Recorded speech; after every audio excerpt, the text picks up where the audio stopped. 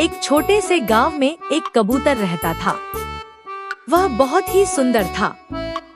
वह हर रोज उड़ता और खुशियों का संदेश फैलाता था। उसके पंखों की चमक से हर कोई प्रभावित हो जाता था। एक दिन कबूतर ने गांव के पास एक शिकारी को देखा। वह अपनी चाल से शिकारी की ओर उड़ने लगा। शिकारी ने उसे देखा और अपनी बंदूक निकाली।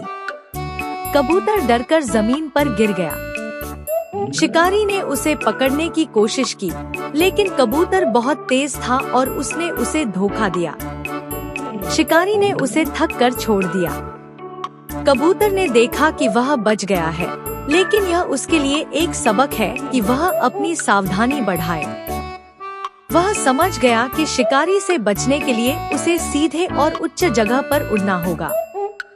वह अब समय समय पर अपने पंखों की कसरत करता था और समय समय पर ऊंचाई पर उड़ता रहता था। इससे उसकी सुरक्षा में और भी गुणवत्ता आई।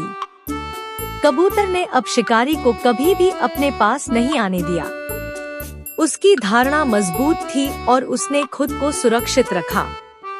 वह अब आनंद पूर्वक और बिना डर के उड़ सकता था। इस कहानी से हमें यह सीखने को मिलता है कि हमें जीवन में समय समय पर सीखना चाहिए और अपनी सावधानी बढ़ानी चाहिए। हमें हमेशा ध्यान में रखना चाहिए कि हमारी सुरक्षा हमारे हाथ में है और हमें उसे संभालना होगा। जब हम सावधानी से काम करेंगे तो हमें किसी भी संघर्ष से निपटने में आसानी होगी।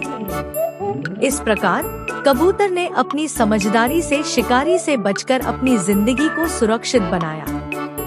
उसकी कहानी हमें सीखने के लिए प्रेरित करती है कि हमें किसी भी परिस्थिति में डरने की बजाय साहस और समझदारी का सहारा लेना चाहिए।